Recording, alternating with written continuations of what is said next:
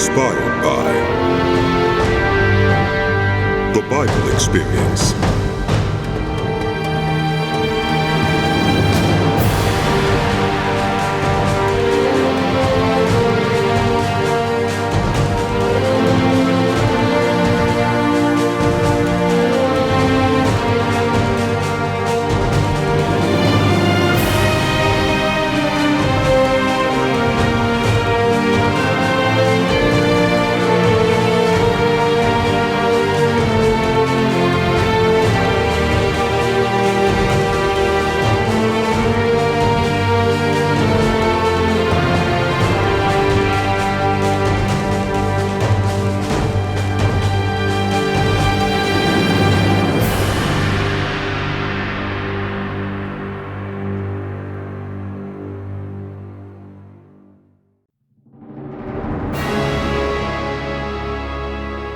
The Book of Genesis continued.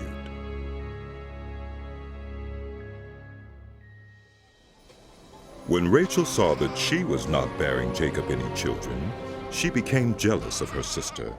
So she said to Jacob, "Give me children, or I'll die."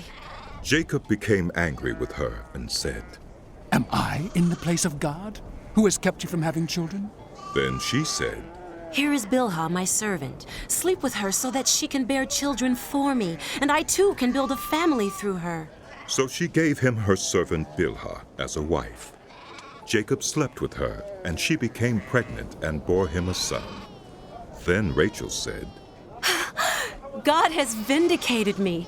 He has listened to my plea and given me a son. Because of this, she named him Dan. Rachel's servant Bilhah conceived again and bore Jacob a second son. Then Rachel said, I have had a great struggle with my sister, and I have won. So she named him Naphtali. When Leah saw that she had stopped having children, she took her servant Zilpah and gave her to Jacob as a wife. Leah's servant Zilpah bore Jacob a son. Then Leah said, What good fortune. So she named him Gad. Leah's servant Zilpah bore Jacob a second son. Then Leah said, How happy I am. The women will call me happy. So she named him Asher. During wheat harvest, Reuben went out into the fields and found some mandrake plants, which he brought to his mother Leah. Rachel said to Leah, Please, give me some of your son's mandrakes. But she said to her, Wasn't it enough that you took away my husband? Will you take my son's mandrakes too? Very well. Rachel said. He can sleep with you tonight, in return for your son's mandrakes. So when Jacob came in from the fields that evening, Leah went out to meet him. You must sleep with me. She said. I have hired you with my son's mandrakes. So he slept with her that night. God listened to Leah, and she became pregnant and bore Jacob a fifth son. Then Leah said, God has rewarded me for giving my servant to my husband. So she named him Issachar. Leah conceived again and bore Jacob a sixth son. Then Leah said, God has presented me with a precious gift. This time my husband will treat me with honor, because I have borne him 6 sons. So she named him Zebulun. Sometime later she gave birth to a daughter and named her Dinah. Then God remembered Rachel. He listened to her and enabled her to conceive. She became pregnant and gave birth to a son and said, God has taken away my disgrace. She named him Joseph and said, May the Lord add to me another son. After Rachel gave birth to Joseph, Jacob said to Laban, Send me on my way so I can go back to my own homeland. Give me my wives and children for whom I have served you, and I will be on my way. You know how much work I've done for you. But Laban said to him, If I have found favor in your eyes, please stay. I have learned by divination that the Lord has blessed me because of you. He added, Name your wages, and I will pay them. Jacob said to him, You know how I have worked for you. and how your livestock has fared under my care. The little you had before I came has increased greatly, and the Lord has blessed you wherever I have been. But now, when may I do something for my own household? What shall I give you? He asked. Don't give me anything. Jacob replied. But if you will do this one thing for me, I will go on tending your flocks and watching over them. Let me go through all your flocks today and remove from them every speckled or spotted sheep, every dark-colored lamb, and every spotted or speckled goat. They will be my wages. And my honesty will testify for me in the future, whenever you check on the wages you have paid me. Any goat in my possession that is not speckled or spotted, or any lamb that is not dark-colored, will be considered stolen. Agreed, said Laban. Let it be as you have said. That same day he removed all the male goats that were streaked or spotted, and all the speckled or spotted female goats, all that had white on them, and all the dark-colored lambs, and he placed them in the care of his sons. Then he put a 3-day journey between himself and Jacob, while Jacob continued to tend the rest of Laban's flocks. Jacob, however, took fresh-cut branches from poplar, almond, and plane trees, and made white stripes on them by peeling the bark and exposing the white inner wood of the branches. Then he placed the peeled branches in all the watering troughs, so that they would be directly in front of the flocks when they came to drink. When the flocks were in heat and came to drink, they mated in front of the branches, and they bore young that were streaked or speckled or spotted. Jacob set apart the young of the flock by themselves, but made the rest face the streaked and dark-colored animals that belonged to Laban. Thus he made separate flocks for himself and did not put them with Laban's animals. Whenever the stronger females were in heat, Jacob would place the branches in the troughs in front of the animals so they would mate near the branches. But if the animals were weak, he would not place them there. So the weak animals went to Laban, and the strong ones to Jacob. In this way the man grew exceedingly prosperous, and came to own large flocks, and female and male servants, and camels and donkeys. Jacob heard that Laban's sons were saying, Jacob has taken everything our father owned, and has gained all this wealth from what belonged to our father. And Jacob noticed that Laban's attitude toward him was not what it had been. Then the Lord said to Jacob, Go back to the land of your fathers and to your relatives, and I will be with you. So Jacob sent word to Rachel and Leah to come out to the fields where his flocks were. He said to them, I see that your father's attitude toward me is not what it was before, but the God of my father has been with me. You know that I've worked for your father with all my strength, yet your father has cheated me by changing my wages 10 times. However, God has not allowed him to harm me. If he said, the speckled ones will be your wages, then all the flocks gave birth to speckled young. And if he said, the streaked ones will be your wages, then all the flocks bore streaked young. So God has taken away your father's livestock and has given them to me. In breeding season, I once had a dream in which I looked up and saw that the male goats mating with the flock were streaked, speckled, or spotted. The angel of God said to me in the dream, Jacob. I answered, Here I am. And he said, Look up and see that all the male goats mating with the flock are streaked, speckled, or spotted, for I have seen all that Laban has been doing to you. I am the God of Bethel, where you anointed a pillar and where you made a vow to me. Now leave this land at once and go back to your native land. Then Rachel and Leah replied, Do we still have any share in the inheritance of our father's estate? Does he not regard us as foreigners? Not only has he sold us, but he has used up what was paid for us. Surely all the wealth that God took away from our father belongs to us and our children. So do whatever God has told you. Then Jacob put his children and his wives on camels, and he drove all his livestock ahead of him, along with all the goods he had accumulated in Padan Aram, to go to his father Isaac in the land of Canaan. When Laban had gone to shear his sheep, Rachel stole her father's household gods. Moreover, Jacob deceived Laban, the Aramean, by not telling him he was running away. So he fled with all he had, crossed the Euphrates River and headed for the hill country of Gilead. On the third day, Laban was told that Jacob had fled. Taking his relatives with him, he pursued Jacob for 7 days and caught up with him in the hill country of Gilead. Then God came to Laban the Aramean in a dream at night and said to him, Be careful not to say anything to Jacob, either good or bad. Jacob had pitched his tent in the hill country of Gilead when Laban overtook him, and Laban and his relatives camped there too. Then Laban said to Jacob, What have you done? You've deceived me, and you've carried off my daughters like captives in war. Why did you run off secretly and deceive me? Why didn't you tell me so I could send you away with joy and singing to the music of timbrels and harps? You didn't even let me kiss my grandchildren and my daughters goodbye. You have done a foolish thing. I have the power to harm you. But last night the God of your father said to me, Be careful not to say anything to Jacob, either good or bad.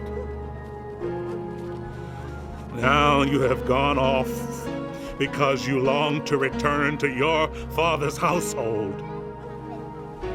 But why did you steal my gods? Jacob answered Laban, I was afraid because I thought you would take your daughters away from me by force. But if you find anyone who has your gods, that one shall not live. In the presence of our relatives, see for yourself whether there is anything of yours here with me. And if so, take it. Now Jacob did not know that Rachel had stolen the gods. So Laban went into Jacob's tent, and into Leah's tent, and into the tent of the 2 female servants, but he found nothing. After he came out of Leah's tent, he entered Rachel's tent. Now Rachel had taken the household gods and put them inside her camel's saddle, and was sitting on them. Laban searched through everything in the tent, but found nothing. Rachel said to her father, Don't be angry, my lord, that I cannot stand up in your presence. I'm having my period. So he searched, but could not find the household gods. Jacob was angry and took Laban to task. What is my crime? He asked Laban. How have I wronged you that you hunt me down? Now that you have searched through all my goods, what have you found that belongs to your household? Put it here in front of your relatives and mine, and let them judge between the two of us. I have been with you for 20 years now. Your sheep and goats have not miscarried, nor have I eaten rams from your flocks.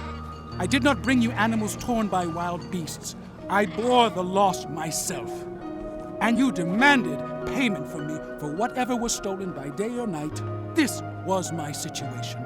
The heat consumed me in the daytime and the cold at night, and sleep fled from my eyes. It was like this for the 20 years I was in your household. I worked for you 14 years for your 2 daughters and 6 years for your flocks, and you changed my wages 10 times. If the God of my father, the God of Abraham, and the fear of Isaac had not been with me, you would surely have sent me away empty-handed. But God has seen my hardship and the toil of my hands, and last night he rebuked you. Laban answered Jacob, The women are my daughters, the children are my children, and the flocks are my flocks. All you see is mine. Yet what can I do today about these daughters of mine, or about the children they have borne? Come now,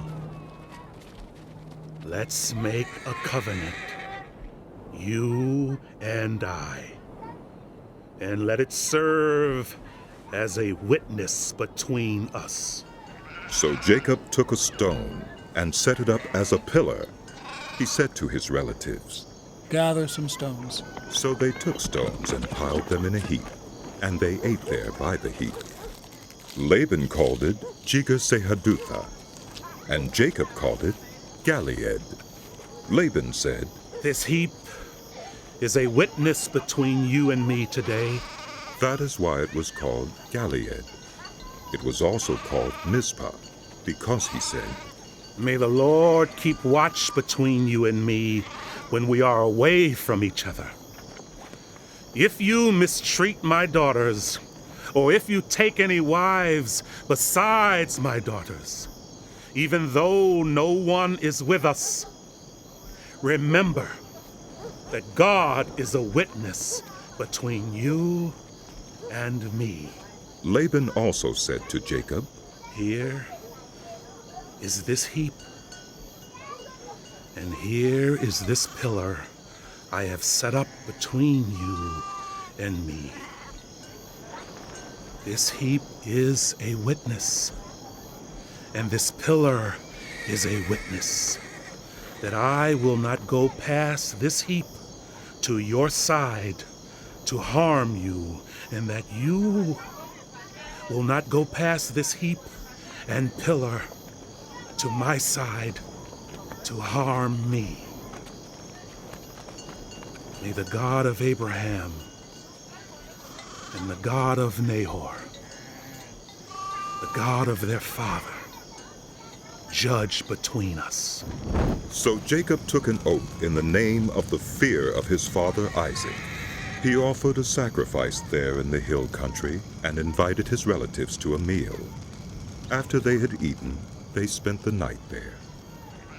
Early the next morning, Laban kissed his grandchildren and his daughters and blessed them. Then he left and returned home. Jacob also went on his way, and the angels of God met him.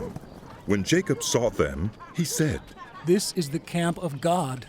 So he named that place Mehunaim. Jacob sent messengers ahead of him to his brother Esau in the land of Seir, the country of Edom. He instructed them, This is what you are to say to my lord Esau. Your servant Jacob says, I have been staying with Laban and have remained there till now. I have cattle and donkeys, sheep and goats, male and female servants. Now I am sending this message to my lord, that I may find favor in your eyes. When the messengers returned to Jacob, they said, We went to your brother Esau, and now he is coming to meet you, and 400 men are with him. In great fear and distress, Jacob divided the people who were with him into 2 groups, and the flocks and herds and camels as well. He thought, If Esau comes and attacks one group, the group that is left may escape. Then Jacob prayed, O God of my father Abraham, God of my father Isaac, Lord, you who said to me, Go back to your country and your relatives, and I will make you prosper. I am unworthy of all the kindness and faithfulness you have shown your servant. I had only my staff when I crossed this Jordan, but now I have become 2 camps. Save me, I pray, from the hand of my brother Esau, for I am afraid he will come and attack me, and also the mothers with their children.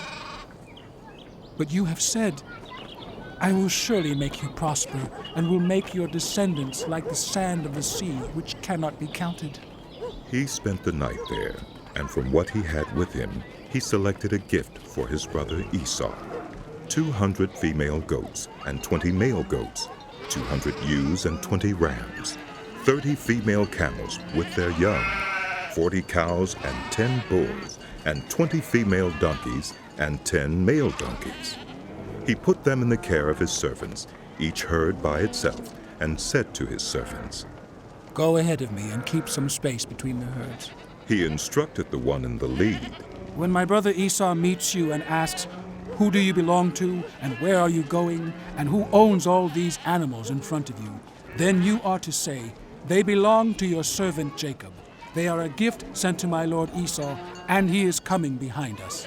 He also instructed the second, the third, and all the others who followed the herds. You are to say the same thing to Esau when you meet him, and be sure to say, Your servant Jacob is coming behind us.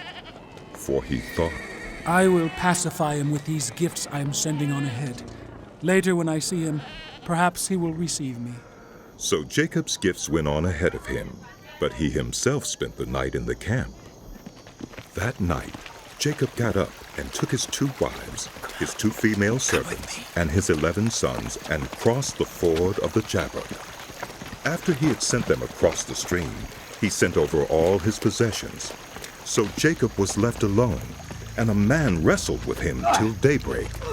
When the man saw that he could not overpower him, he touched the socket of Jacob's hip, so that his hip was wrenched as he wrestled with the man. Then the man said, "Let me go, for it is daybreak." But Jacob replied, I will not let you go unless you bless me. The man asked him. "What is your name?" Jacob, He answered. Then the man said, "Your name will no longer be Jacob, but Israel, because you have struggled with God and with human beings and have overcome." Jacob said, please tell me your name. but he replied, "Why do you ask my name?" Then he blessed him there. So Jacob called the place Peniel, saying, It is because I saw God face to face, and yet my life was spared. The sun rose above him as he passed Peniel, and he was limping because of his hip. Therefore, to this day, the Israelites do not eat the tendon attached to the socket of the hip, because the socket of Jacob's hip was touched near the tendon.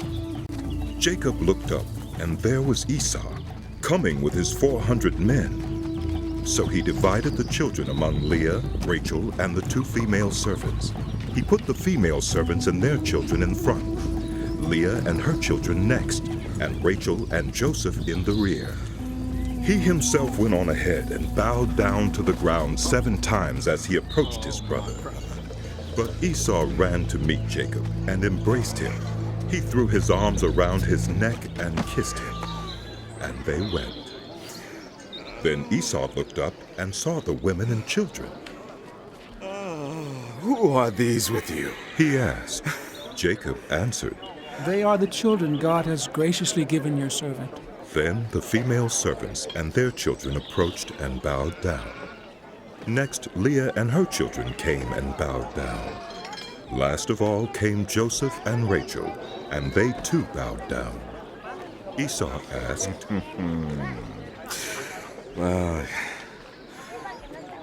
What do you mean by all these flocks and herds I met? To find favor in your eyes, my lord. He said. But Esau said, I already have plenty, my brother. Keep what you have for yourself. No, please. said Jacob. If I have found favor in your eyes, accept this gift from me. For to see your face is like seeing the face of God now that you have received me favorably. Please accept the present that was brought to you, for God has been gracious to me, and I have all I need. And because Jacob insisted, Esau accepted it. Then Esau said, Let us be on our way. I'll accompany you. But Jacob said to him, My Lord knows that the children are tender, that I must care for the ewes and cows that are nursing their young. If they are driven hard just one day, all the animals will die. So let my Lord go on ahead of his servant, while I move along slowly at the pace of the flocks and herds before me and the pace of the children, until I come to my Lord in Seir. Esau said, Then let me leave some of my men with you. Jacob asked, But why do that? Just let me find favor in the eyes of my Lord. So that day Esau started on his way back to Seir. Jacob, however, went to Succoth, where he built a place for himself and made shelters for his livestock. That is why the place is called Succoth. After Jacob came from Padan Aram, he arrived safely at the city of Shechem in Canaan and camped within sight of the city. For 100 pieces of silver he bought from the sons of Hamor, the father of Shechem, the plot of ground where he pitched his tent. There he set up an altar and called it El Elohi Israel. Now Dinah, the daughter Leah had borne to Jacob, went out to visit the women of the land. When Shechem, son of Hamor the Hivite, the ruler of that area, saw her, he took her and raped her. His heart was drawn to Dinah, daughter of Jacob. He loved the young woman and spoke tenderly to her. and Shechem said to his father Hamor, "Get me this young woman as my wife." When Jacob heard that his daughter Dinah had been defiled, his sons were in the fields with his livestock, so he did nothing about it until they came home. Then Shechem's father Hamor went out to talk with Jacob. Meanwhile, Jacob's sons had come in from the fields as soon as they heard what had happened. They were shocked and furious because Shechem had done an outrageous thing in Israel by sleeping with Jacob's daughter, a thing that should not be done. But Hamor said to them, My son Shechem has his heart set on your daughter. Please give her to him as his wife. Intermarry with us, give us your daughters, and take our daughters for yourselves. You can settle among us. The land is open to you. Live in it, trade in it, and acquire property in it. Then Shechem said to Dinah's father and brothers, "Let me find favor in your eyes, and I will give you whatever you ask. Make the price for the bride and the gift I am to bring as great as you like, and I'll pay whatever you ask me. Only give me the young woman as my wife." Because their sister Dinah had been defiled, Jacob's sons replied deceitfully as they spoke to Shechem and his father Hamor. They said to them, "We can't do such a thing. We can't give our sister to a man who is not circumcised. That would be a disgrace to us. We will enter into an agreement with you on one condition only, that you become like us by circumcising all your males. Then we will give you our daughters and take your daughters for ourselves. We'll settle among you and become one people with you. But if you will not agree to be circumcised, we'll take our sister and go." Their proposal seemed good to Hamor and his son Shechem. The young man, who was the most honored of all his father's family, lost no time in doing what they said, because he was delighted with Jacob's daughter. So Hamor and his son Shechem went to the gate of their city to speak to the men of their city. These men are friendly toward us, they said. Let them live in our land and trade in it. The land has plenty of room for them. We can marry their daughters, and they can marry ours. But the men will agree to live with us as one people only on the condition that our males be circumcised as they themselves are. Won't their livestock, their property, and all their other animals become ours? So let us agree to their terms, and they will settle among us." All of the men who went out of the city gate agreed with Hamor and his son Shechem, and every male in the city was circumcised. 3 days later, while all of them were still in pain, 2 of Jacob's sons, Simeon and Levi, Dinah's brothers, took their swords and attacked the unsuspecting city, killing every male. They put Hamor and his son Shechem to the sword and took Dinah from Shechem's house and left. The sons of Jacob came upon the dead bodies and looted the city where their sister had been defiled. They seized their flocks and herds and donkeys and everything else of theirs in the city and out in the fields.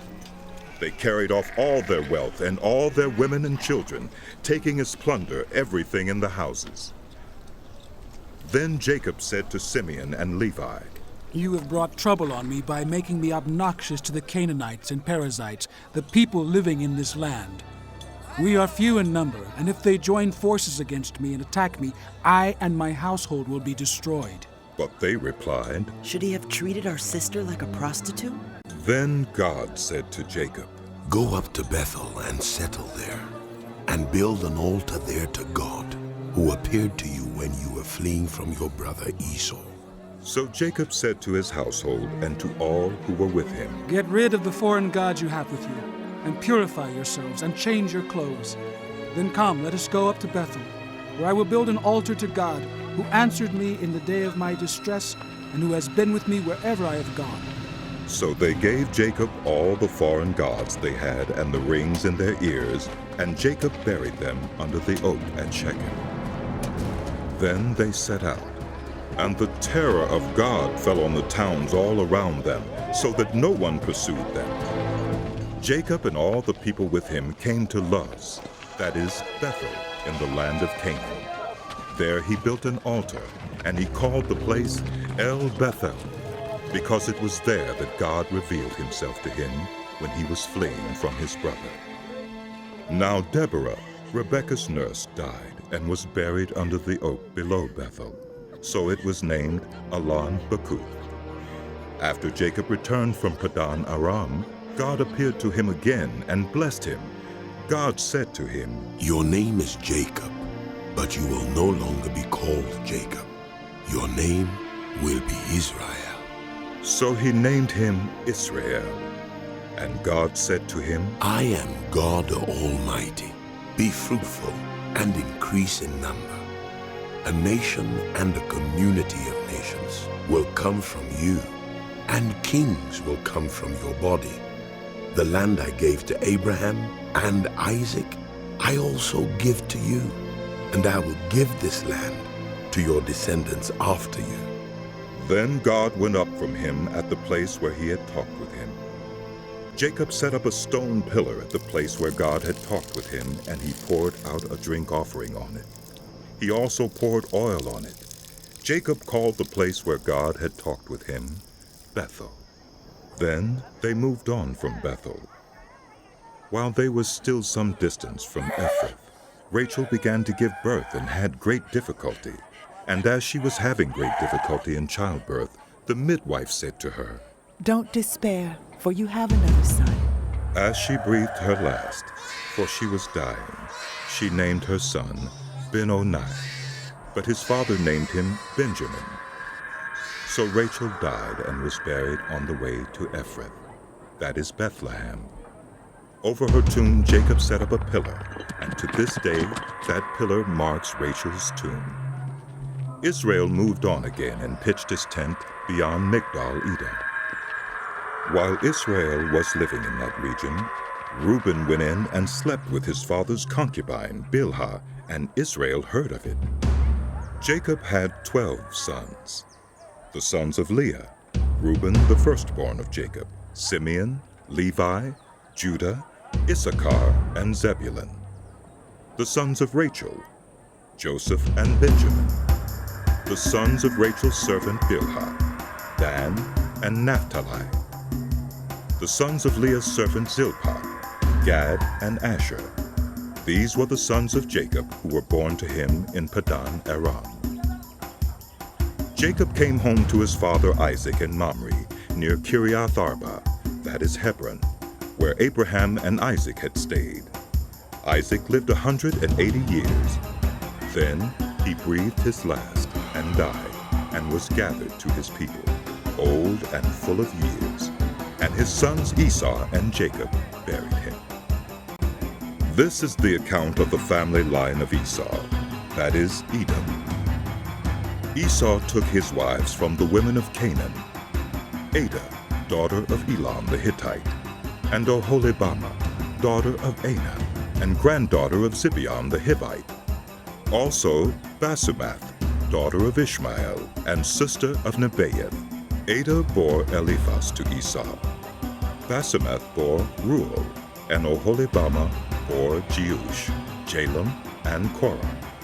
These were the sons of Esau who were born to him in Canaan.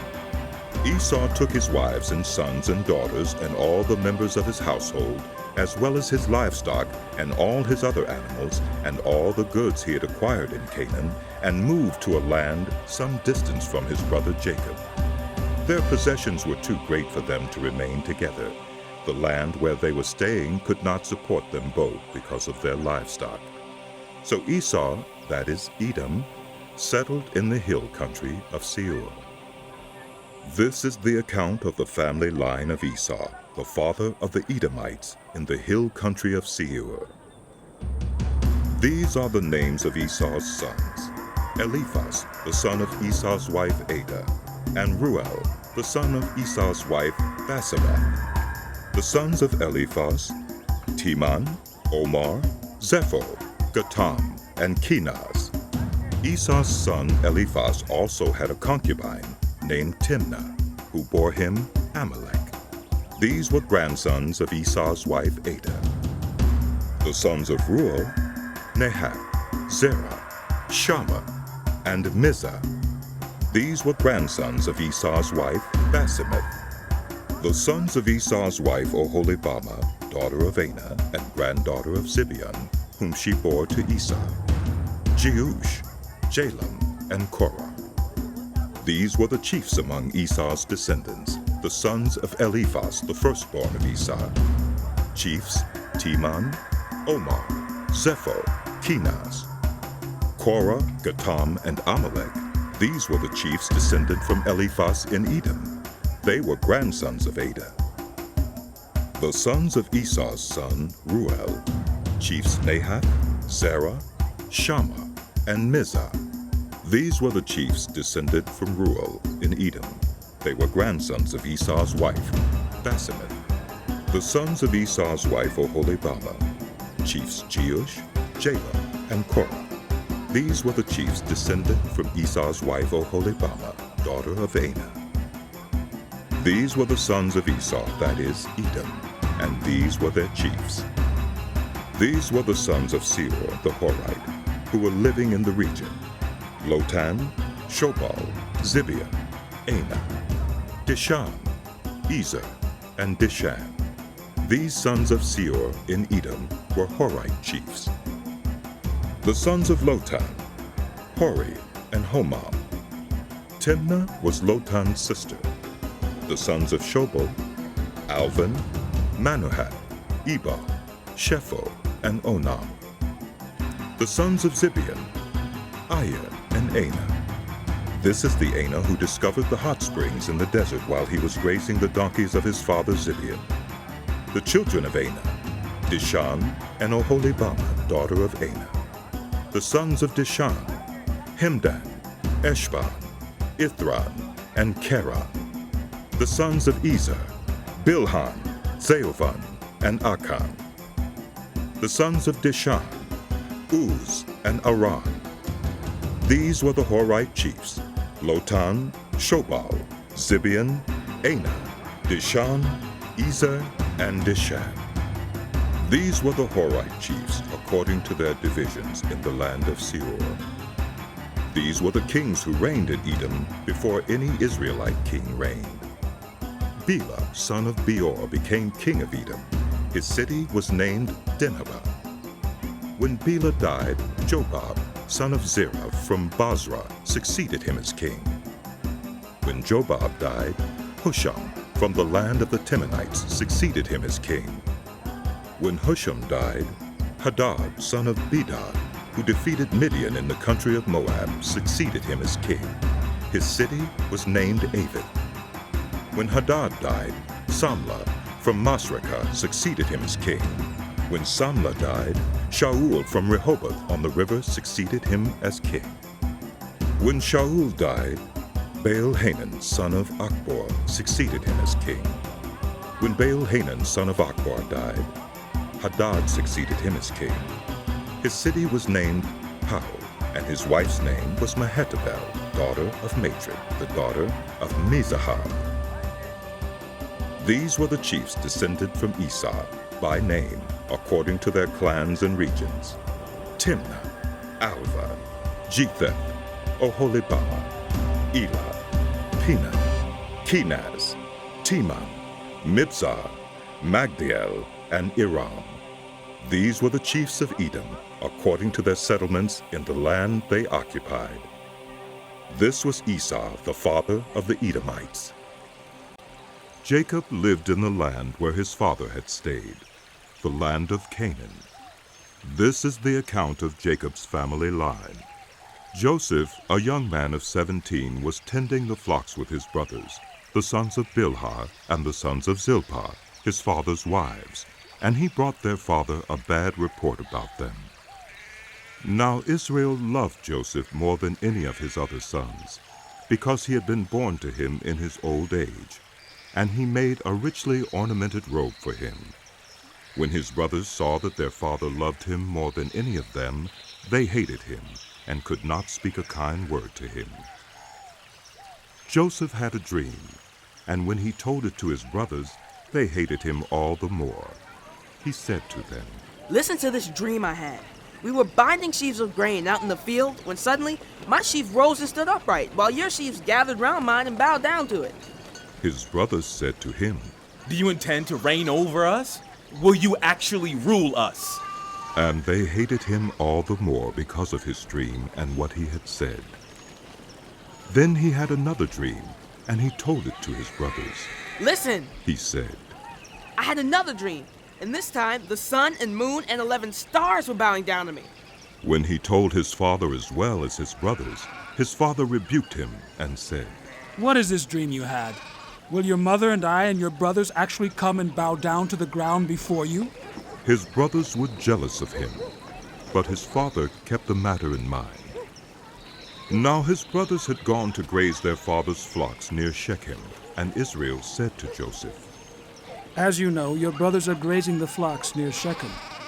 Come, I am going to send you to them. Very well. He replied.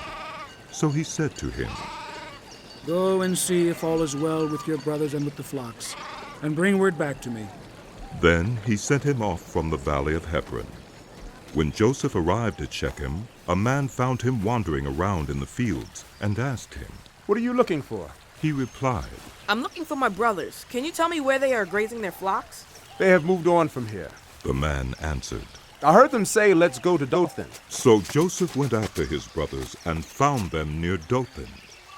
But they saw him in the distance, and before he reached them, they plotted to kill him. Here comes that dreamer. They said to each other, Come now. Let's kill him and throw him into one of these cisterns and say that a ferocious animal devoured him. Then we'll see what comes of his dreams. When Reuben heard this, he tried to rescue him from their hands. Let's not take his life. He said, Don't shed any blood. Throw him into this cistern here in the wilderness, but don't lay a hand on him.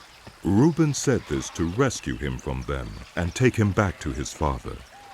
So when Joseph came to his brothers, they stripped him of his robe, the richly ornamented robe he was wearing, and they took him and threw him into the cistern. The cistern was empty. There was no water in it. As they sat down to eat their meal, they looked up and saw a caravan of Ishmaelites coming from Gilead. Their camels were loaded with spices, balm, and myrrh, and they were on their way to take them down to Egypt. Judah said to his brothers, What will we gain if we kill our brother and cover up his blood? Come, let's sell him to the Ishmaelites and not lay our hands on him. After all, he is our brother, our own flesh and blood.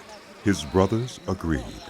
So when the Midianite merchants came by, his brothers pulled Joseph up out of the cistern and sold him for 20 shekels of silver to the Ishmaelites, who took him to Egypt. When Reuben returned to the cistern and saw that Joseph was not there, he tore his clothes. He went back to his brothers and said, The boy isn't there. Where can I turn now? Then they got Joseph's robe, slaughtered a goat, and dipped the robe in the blood. They took the ornamented robe back to their father and said, We found this. Examine to see whether it is your son's robe. He recognized it and said, It is my son's robe. Some ferocious animal has devoured him. Joseph has surely been torn to pieces. Then Jacob tore his clothes, put on sackcloth, and mourned for his son many days. All his sons and daughters came to comfort him, but he refused to be comforted. No. He said, In mourning will I go down to the grave to my son. So his father wept for him. Meanwhile, the Midianites sold Joseph in Egypt to Potiphar, one of Pharaoh's officials, the captain of the guard. At that time, Judah left his brothers and went down to stay with a man of Adullam named Hira. There Judah met the daughter of a Canaanite man named Shua. He married her and made love to her. She became pregnant and gave birth to a son, who was named She conceived again and gave birth to a son and named him Onan. She gave birth to still another son and named him Shelah. It was at Kesib that she gave birth to him. Judah got a wife for his firstborn, and her name was Tamar. But Judah's firstborn, was wicked in the Lord's sight, so the Lord put him to death. Then Judah said to Onan, Sleep with your brother's wife, and fulfill your duty to her as a brother-in-law to raise up offspring for your brother. But Onan knew that the child would not be his. So whenever he slept with his brother's wife, he spilled his semen on the ground to keep from providing offspring for his brother. What he did was wicked in the Lord's sight, so he put him to death also. Judith then said to his daughter-in-law Tamar, "Live as a widow in your father's household until my son Shelah grows up." For he thought, "He may die too, just like his brothers." So Tamar went to live in her father's household. After a long time, Judah's wife, the daughter of Shua, died. When Judah had recovered from his grief, he went up to Timnah, to the men who were shearing his sheep, and his friend Hira, the Adullamite, went with him. When Tamar was told, "Your father-in-law is on his way to Timnah to shear his sheep," she took off her widow's clothes, covered herself with a veil to disguise herself, and then sat down at the entrance to Enaim, which is on the road to Timnah. For she saw that, though Shelah had now grown up, she had not been given to him as his wife. When Judah saw her, he thought she was a prostitute, for she had covered her face. Not realizing that she was his daughter-in-law, he went over to her by the roadside and said, "Come now, let me sleep with you." "And what will you give me to sleep with you?"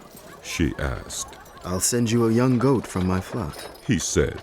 "Will you give me something as a pledge until you send it?" she asked. He said, "What pledge should I give you?" "Your seal, and its cord, and the staff in your hand." she answered. So he gave them to her and slept Very well. with her, and she became pregnant by him. After she left, she took off her veil and put on her widow's clothes again. Meanwhile, Judah sent the young goat by his friend the Adullamite in order to get his pledge back from the woman. But he did not find her. He asked the men who lived there, "Where is the shrine prostitute who was beside the road at Enaim?" "There hasn't been any shrine prostitute here," they said. So he went back to Judah and said, "I didn't find her. Besides, the men who live there said there hasn't been any shrine prostitute here." Then Judah said, "Let her keep what she has, or we will become a laughingstock. After all, I did send her this young goat, but you didn't find her." About 3 months later, Judah was told, "Your daughter-in-law Tamar is guilty of prostitution, and as a result, she is now pregnant." Judah said, "Bring her out and have her burned to death." As she was being brought out, she sent a message to her father-in-law. "I'm pregnant by the man who owns these," she said, and she added, "See if you recognize whose seal and cord and staff these are." Judah recognized them and said, "Oh, she is more righteous than I, since I wouldn't give her to my son Shelah." And he did not sleep with her again. When the time came for her to give birth, there were twin boys in her womb. As she was giving birth, one of them put out his hand. So the midwife took a scarlet thread and tied it on his wrist and said, "This one came out first." But when he drew back his hand, his brother came out. And she said, "So this is how you have broken up." And he was named Perez. Then his brother, who had the scarlet thread on his wrist, came out, and he was given the name Zerah. Now Joseph had been taken down to Egypt. Potiphar, an Egyptian who was one of Pharaoh's officials, the captain of the guard, bought him from the Ishmaelites who had taken him there.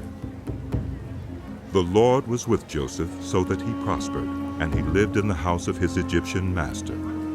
When his master saw that the Lord was with him, and that the Lord gave him success in everything he did, Joseph found favor in his eyes and became his attendant. Potiphar put him in charge of his household, and he entrusted to his care everything he owned. From the time he put him in charge of his household and of all that he owned, the Lord blessed the household of the Egyptian because of Joseph. The blessing of the Lord was on everything Potiphar had, both in the house and in the field. So Potiphar left everything he had in Joseph's care. With Joseph in charge, he did not concern himself with anything except the food he ate. Now Joseph was well built and handsome, and after a while his master's wife took notice of Joseph and said, "Oh, come to bed with me." But he refused. "With me in charge," he told her, "my master does not concern himself with anything in the house. Everything he owns, he has entrusted to my care. No one is greater in this house than I am. My master has withheld nothing from me except you, because you are his wife. How then could I do such a wicked thing and sin against God? And though she spoke to Joseph day after day, he refused to go to bed with her or even be with her. One day he went into the house to attend to his duties, and none of the household servants was inside. She caught him by his cloak and said, "Come to bed with me." But he left his cloak in her hand and ran out of the house. When she saw that he had left his cloak in her hand and had run out of the house, she called her household servants. Look! She said to them, This Hebrew has been brought to us to make sport of us, and he came in here to sleep with me. But I screamed. When he heard me scream for help, he left his cloak beside me and ran out of the house. She kept his cloak beside her until his master came home. Then she told him this story. That Hebrew slave you brought us came to me to make sport of me. But as soon as I screamed for help, he left his cloak beside me and ran out of the house. When his master heard the story his wife told him, saying, "This is how your slave treated me," he burned with anger. Joseph's master took him and put him in prison, the place where the king's prisoners were confined. But while Joseph was there in the prison, the Lord was with him. He showed him kindness and granted him favor in the eyes of the prison warden. So the warden put Joseph in charge of all those held in the prison, and he was made responsible for all that was done there. The warden paid no attention to anything under Joseph's care, because the Lord was with Joseph and gave him success in whatever he did. Sometime later, the cupbearer and the baker of the king of Egypt offended their master, the king of Egypt. Pharaoh was angry with his two officials, the chief cupbearer and the chief baker, and put them in custody in the house of the captain of the guard in the same prison where Joseph was confined. The captain of the guard assigned them to Joseph, and he attended them. After they had been in custody for some time, each of the two men, the cupbearer and the baker of the king of Egypt, who were being held in prison, had a dream the same night, and each dream had a meaning of its own. When Joseph came to them the next morning, he saw that they were dejected. So he asked Pharaoh's officials, who were in custody with him in his master's house, "Why do you look so sad today?" "We both had dreams," they answered. "But there is no one to interpret them." Then Joseph said to them, "Do not interpretations belong to God? Tell me your dreams." So the chief cupbearer told Joseph his dream. He said to him, "In my dream, I saw a vine in front of me, and on the vine were 3 branches. As soon as it budded, it blossomed, and its clusters ripened into grapes. Pharaoh's cup was in my hand, and I took the grapes, squeezed them into Pharaoh's cup, and put the cup in his hand." This is what it means. Joseph said to him, "The 3 branches are 3 days. Within 3 days, Pharaoh will lift up your head and restore you to your position. And you will put Pharaoh's cup in his hand, just as you used to do when you were his cupbearer. But when all goes well with you, remember me and show me kindness. Mention me to Pharaoh and get me out of this prison. I was forcibly carried off from the land of the Hebrews, and even here I have done nothing to deserve being put in a dungeon." When the chief baker saw that Joseph had given a favorable interpretation, he said to Joseph, "I too had a dream. On my head were 3 baskets of bread. In the top basket were all kinds of baked goods for Pharaoh, but the birds were eating them out of the basket on my head." This is what it means. Joseph said, "The 3 baskets are 3 days. Within 3 days, Pharaoh will lift off your head and impale your body on a pole, and the birds will eat away your flesh." Now the 3rd day was Pharaoh's birthday, and he gave a feast for all his officials. He lifted up the heads of his chief cupbearer and the chief baker in the presence of his officials. He restored the chief cupbearer to his position, so that he once again put the cup into Pharaoh's hand. But he impaled the chief baker, just as Joseph had said to them in his interpretation. The chief cupbearer, however, did not remember Joseph. He forgot him. When 2 full years had passed, Pharaoh had a dream. He was standing by the Nile when out of the river there came up 7 cows, sleek and fat, and they grazed among the reeds. After them 7 other cows, ugly and gaunt, came up out of the Nile and stood beside those on the riverbank. And the cows that were ugly and gaunt ate up the 7 sleek, fat cows. Then Pharaoh woke up. He fell asleep again and had a second dream. 7 heads of grain, healthy and good, were growing on a single stalk. After them, 7 other heads of grain sprouted thin and scorched by the east wind. The thin heads of grain swallowed up the 7 healthy, full heads. Then Pharaoh woke up. It had been a dream. In the morning his mind was troubled, so he sent for all the magicians and wise men of Egypt. Pharaoh told them his dreams, but no one could interpret them for him.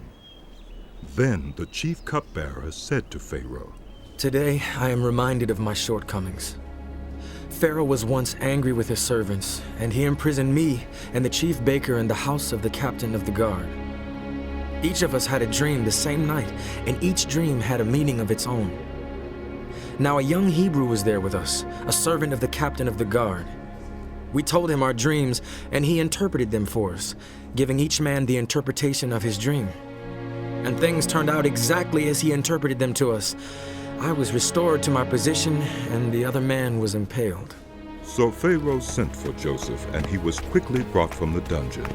When he had shaved and changed his clothes, he came before Pharaoh. Pharaoh said to Joseph, "I had a dream, and no one can interpret it. But I have heard it said of you that when you hear a dream, you can interpret it." "I cannot do it," Joseph replied to Pharaoh. "But God will give Pharaoh the answer he desires." Then Pharaoh said to Joseph, "In my dream I was standing on the bank of the Nile, when out of the river there came up 7 cows, fat and sleek, and they grazed among the reeds. After them, 7 other cows came up, scrawny and very ugly and lean. I had never seen such ugly cows in all the land of Egypt. The lean, ugly cows ate up the 7 fat cows that came up first. But even after they ate them, no one could tell that they had done so. They looked just as ugly as before. Then I woke up. In my dream I saw 7 heads of grain, full and good, growing on a single stalk. After them, 7 other heads sprouted, withered and thin and scorched by the east wind. The thin heads of grain swallowed up the 7 good heads. I told this to the magicians, but none of them could explain it to me." Then Joseph said to Pharaoh, The dreams of Pharaoh are one and the same. God has revealed to Pharaoh what he is about to do. The 7 good cows are 7 years, and the 7 good heads of grain are 7 years. It is one and the same dream. The 7 lean, ugly cows that came up afterward are 7 years, and so are the 7 worthless heads of grain scorched by the east wind. They are 7 years of famine. It is just as I said to Pharaoh. God has shown Pharaoh what he is about to do. 7 years of great abundance are coming throughout the land of Egypt, but 7 years of famine will follow them. Then all the abundance in Egypt will be forgotten, and the famine will ravage the land. The abundance in the land will not be remembered because the famine that follows it will be so severe. The reason the dream was given to Pharaoh in 2 forms is that the matter has been firmly decided by God, and God will do it soon. And now, let Pharaoh look for a discerning and wise man and put him in charge of the land of Egypt. Let Pharaoh appoint commissioners over the land to take 1/5 of the harvest of Egypt during the 7 years of abundance. They should collect all the food of these good years that are coming and store up the grain under the authority of Pharaoh to be kept in the cities for food. This food should be held in reserve for the country to be used during the 7 years of famine that will come upon Egypt, so that the country may not be ruined by the famine. The plan seemed good to Pharaoh and to all his officials. So Pharaoh asked them, "Can we find anyone like this man? One in whom is the Spirit of God?" Then Pharaoh said to Joseph, "Since God has made all this known to you, there is no one so discerning and wise as you. You shall be in charge of my palace, and all my people are to submit to your orders. Only with respect to the throne will I be greater than you." So Pharaoh said to Joseph, "I hereby put you in charge of the whole land of Egypt." Then Pharaoh took his signet ring from his finger and put it on Joseph's finger. He dressed him in robes of fine linen and put a gold chain around his neck. He had him ride in a chariot as his second in command, and people shouted before him. "Make way!" Thus he put him in charge of the whole land of Egypt. Then Pharaoh said to Joseph, "I am Pharaoh, but without your word, no one will lift hand or foot in all Egypt." Pharaoh gave Joseph the name Zaphunath-Paneah, and gave him Asenath, daughter of Potipharah, priest of On, to be his wife. And Joseph went throughout the land of Egypt. Joseph was 30 years old when he entered the service of Pharaoh, king of Egypt. And Joseph went out from Pharaoh's presence and traveled throughout Egypt. During the 7 years of abundance, the land produced plentifully. Joseph collected all the food produced in those 7 years of abundance in Egypt and stored it in the cities. In each city he put the food grown in the fields surrounding it. Joseph stored up huge quantities of grain, like the sand of the sea. It was so much that he stopped keeping records because it was beyond measure. Before the years of famine came, 2 sons were born to Joseph by Asenath, daughter of Potipharah, priest of On. Joseph named his firstborn Manasseh and said, "It is because God has made me forget all my trouble and all my father's household." The second son he named Ephraim and said, "It is because God has made me fruitful in the land of my suffering." The 7 years of abundance in Egypt came to an end, and the 7 years of famine began, just as Joseph had said. There was famine in all the other lands, but in the whole land of Egypt there was food. When all Egypt began to feel the famine, the people cried to Pharaoh for food. Then Pharaoh told all the Egyptians, "Go to Joseph and do what he tells you." When the famine had spread over the whole country, Joseph opened all the storehouses and sold grain to the Egyptians, for the famine was severe throughout Egypt. And all the world came to Egypt to buy grain from Joseph, because the famine was severe everywhere.